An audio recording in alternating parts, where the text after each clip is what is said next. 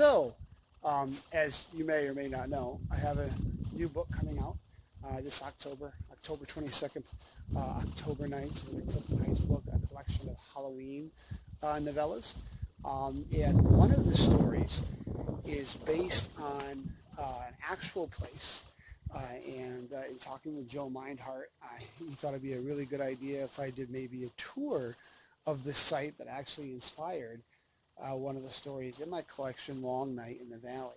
So what I'm going to do is give you a little tour, and as I narrate the tour, I'm going to kind of give you a little bit of a backstory about how the story came to be. So let's begin. So when I was in high school, I was all about basketball. That's what I did. I wrote a little bit in notebooks and things like that, but really it was basketball 24/7.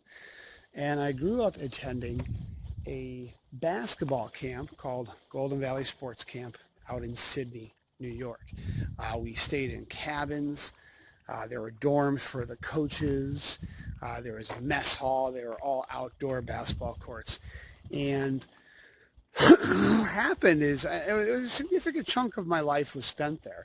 Now, what happened is about 7 or 8 years ago, I started having these recurring dreams of just showing up to Golden Valley randomly and having it be abandoned. So I started tooling around with this story about a basketball player who's, lost it all, threw away his career, his dreams, and he hears that Golden Valley, well, I didn't call it Golden Valley Sports Camp in the story. I called it Blackfoot Valley. He hears that it is going to be demolished finally after all these years being closed. And he goes back there in a very Twilight Zone-esque way, encounters his fears, things like that, whatever. So in the process of writing this, multiple drafts, I stopped at Golden Valley one day just really randomly and then found the place completely abandoned. And it was so eerie that here I was toying with this story about Golden Valley Sports Camp and it was abandoned. So I retooled the story a little bit more and and that became the story Long Night in the Valley, which is part of October Nights. So we're going to take a little tour of my old stomping grounds, and I pretty much based Blackfoot Valley Sports Camp, I pretty much based it entirely on Golden Valley. So this is a tour of the place that actually inspired Blackfoot Valley in a Long Night in the Valley in October Nights. So here we go. So the coaches all stayed in these shotgun shack-like dorms. I never actually got a chance to go in the dorms, obviously, as a camper and a counselor.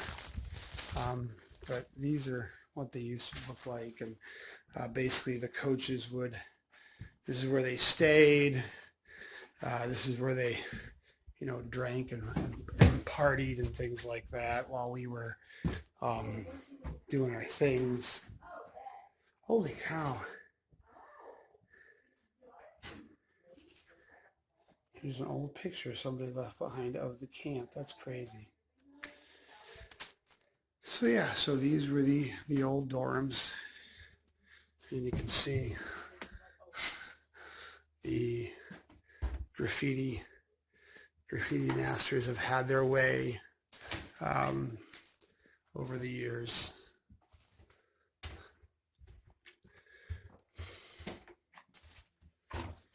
Not very interesting, but like I said, this is where the coaches' dorms were. And yeah, there's nothing really too interesting here, just the abandoned coaches' dorms.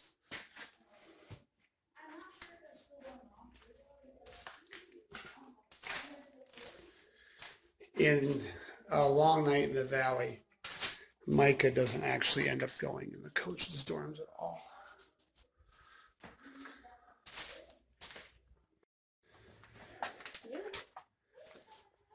From what I understand, this is where the coaches used to have their barbecues and their beers after coaching all day long. So this is the mess hall. When we were here at Golden Valley, we would play in the gym. When we were counselors, we would play until about 2 or 3 in the morning. And then we would come down here and raid whatever desserts were left over. But this looks very different. Whoever bought this after, the mess hall looks very, very different than from when we were in here. And over here, these were the cabins we stayed in. So when Micah, my main character in Long Night in the Valley, he sees these cabins and even peeks into them. Now, I gotta say, amazingly enough, these cabins are in much better shape than the way I portrayed them in Long Night in the Valley. Long Night in the Valley, I made a lot of them completely falling apart. And again, here's the cabins. Here's the cabins we stayed in. It's kind of crazy how many summers, we spent in here.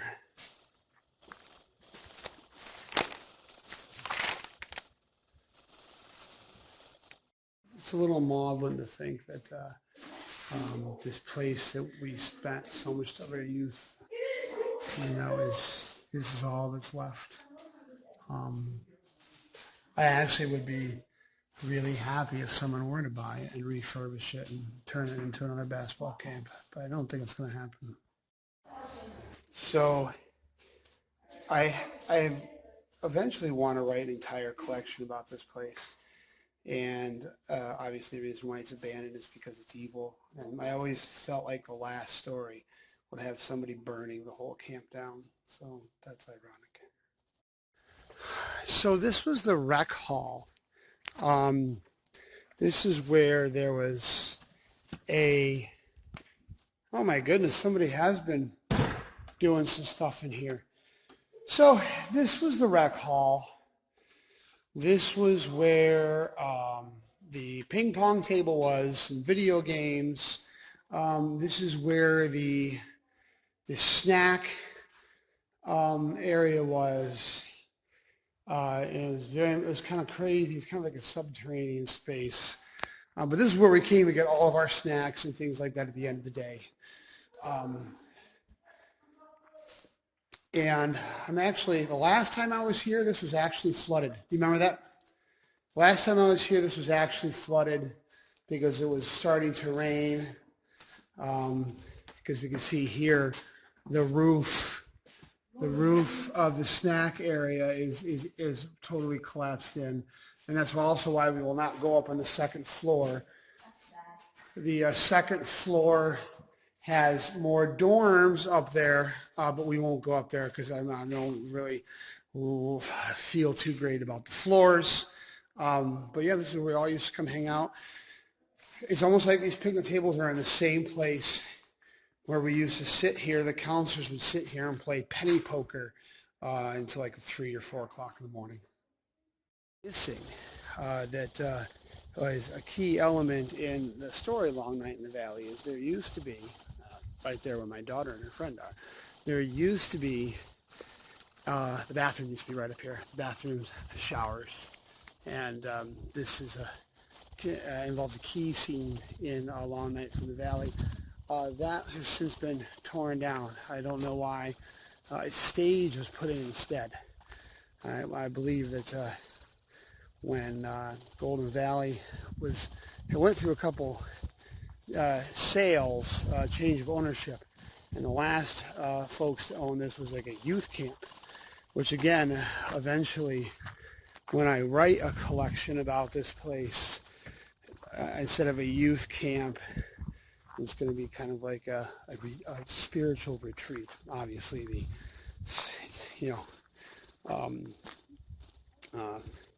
spiritual retreat, it practices in arcane occult beliefs.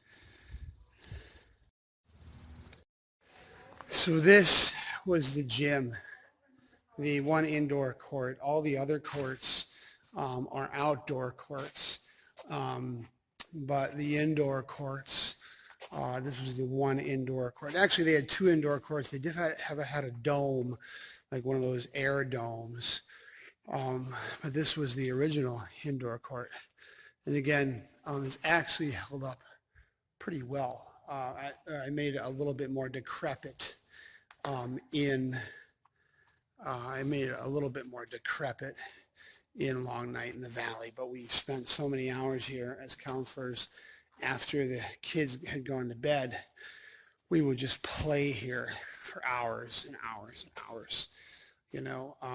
And again, that's also a scene in A Long Night in the Valley, where Counselor Micah briefly, you know, goes to the gym where, you know, kids are playing just for hours.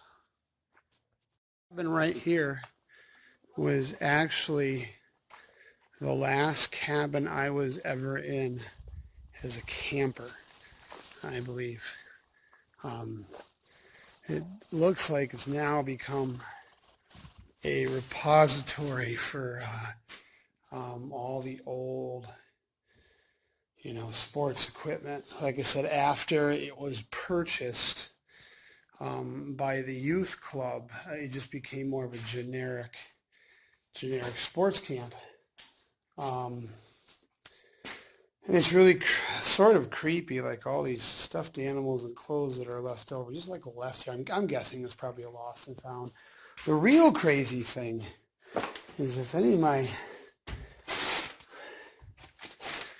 friends, my Golden Valley alumni, are watching, the real crazy thing is that these are still here.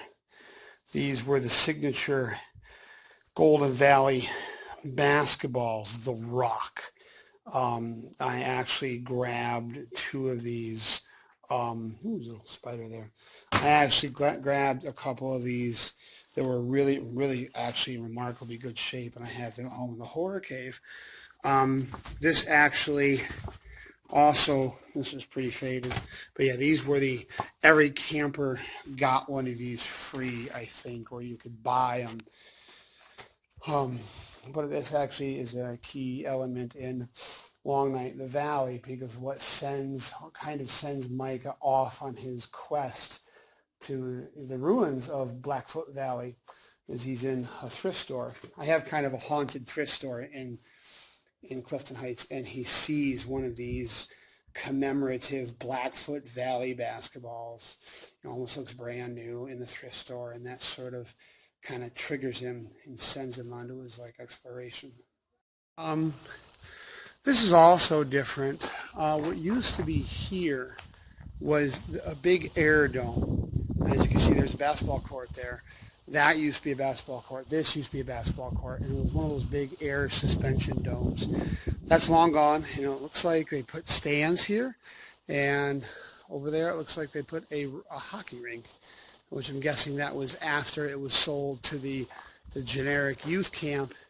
Not a basketball camp anymore. And I also don't know, this was never here when we were here either.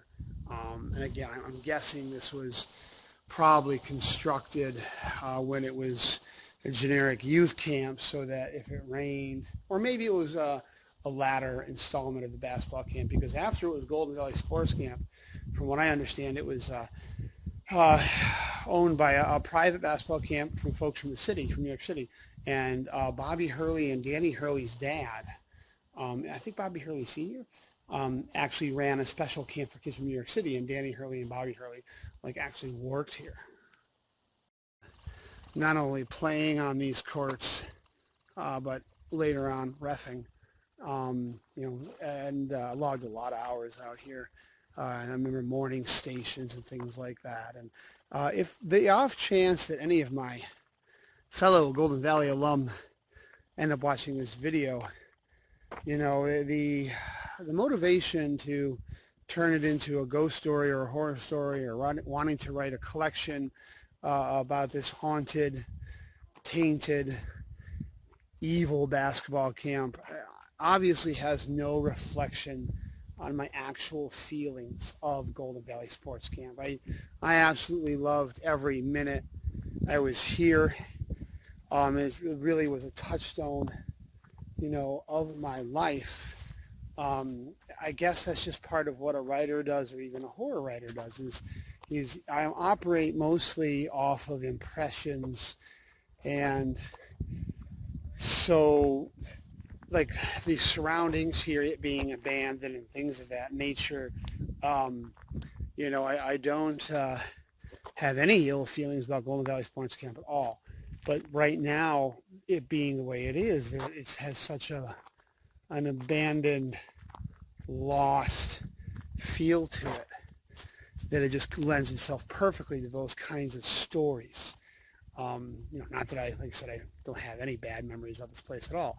But I guess as a fiction writer, you don't necessarily need bad memories to write a sad story. It's something you can kind of conjure up, and then it takes on a life of its own. So ultimately, Blackfoot Valley, just outside of Clifton Heights, New York, is not Golden Valley, and its tortured history bears no resemblance to the history of Golden Valley Sports Camp. It's totally inspired. This is the pool.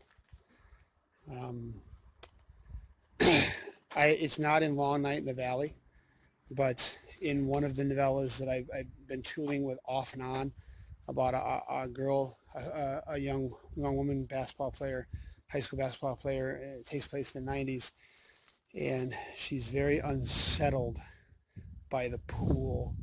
It's got a strange smell to it. It's not exactly chlorine, and there's something maybe lurking in the pool. I never really finished it. I will someday, but I had a very Lovecraftian kind of Batracian, feeling.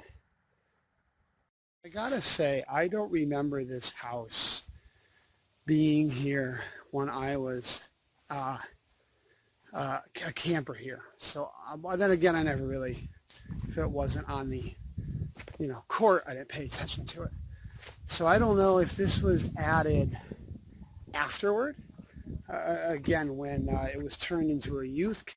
I don't know if this is, I don't remember this house. Again, I don't know if it was here when I was a camper. I feel like it probably was, because these beds are all pretty distinctive. These were the same bunk beds that we stayed in. Or maybe this was a house. Maybe this is, I remember these things right here. Holy crap. Oh, these are awful. Slept on those many a night. But I wonder if maybe, just judging by the interior, the outside looks like a regular house. The inside looks like it's been somewhat quickly renovated. It makes me wonder if maybe the camp bought this at a later date. So this kind of, this seems very youth campy, not basketball campy. So that makes me wonder if maybe this was a later purchase in addition to the camp.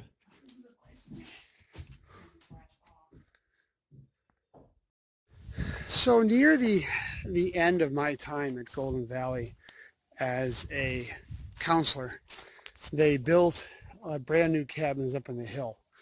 And this is where a key confrontational scene happens in Long Night in the Valley, when Micah's basically kind of running for his life.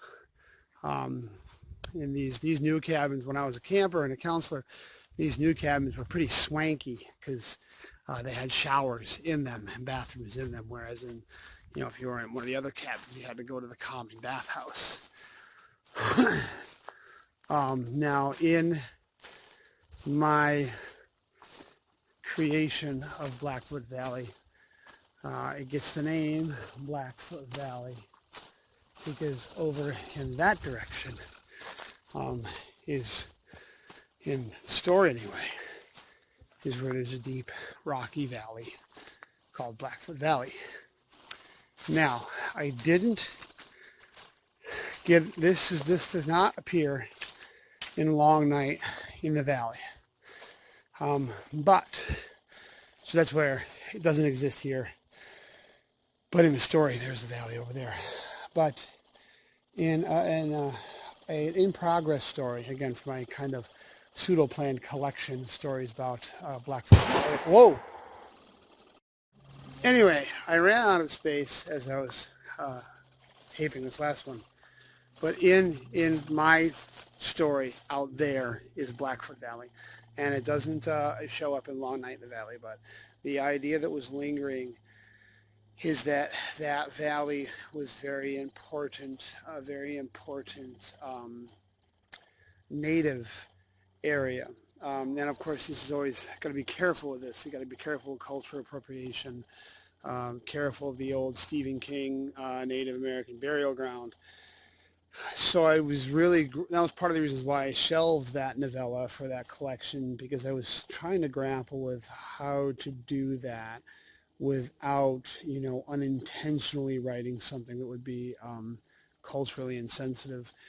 But the idea was that there was so much torment that had gone on in this space that it had leached over into Blackfoot Valley. And of course, the kicker was I was really trying to figure out a way that this would not be, white-splaining. I don't know how, but be very careful when you're trying to write about something like that, and it's not your own culture. You got to be careful not to. And I'm not saying, we don't want to offend anybody, but really, from a moral standpoint, you want to make sure that you're being honorable and respectful of that culture. But anyway, someday that mysterious valley over there, in the story anyway, will get written about. And again, these were the new cabins. I never got a chance to stay in here, but they were so hyped because they had bathrooms here, whereas in such as they were, whereas if you stayed in the other cabins, you had to go use the common bath area. So this was the athletic trainer's office where you went for sprains, ankles, things like that, or if the athletic trainer was particularly pretty that year, we spent a lot of time here. We always seem to have, and this has since been locked as well, so I guess we're no. So anyway, not going in there. Now we are going to try to peek in the top of the rec room. I don't want to walk around in it because I don't trust the floors. But this top rec room, these weren't really the rec rooms. These were more dorms. I've never really spent much time up here. When we were in camping here, this was the little kids. As you see, it's a lot less cabin-like. So that the younger campers always stayed here. Again, that was never there. That was from years afterward. So we discovered this. Our very first year exploring this camp. And I don't know what this is. We tell ourselves that it was just kids screwing around. And it's not an ancient god that comes to life in the autumn moon with a baseball bat and murders people. I mean, there's a movie about a psycho murdering turkey. Why can't there be a... There is. Thanksgiving, yeah.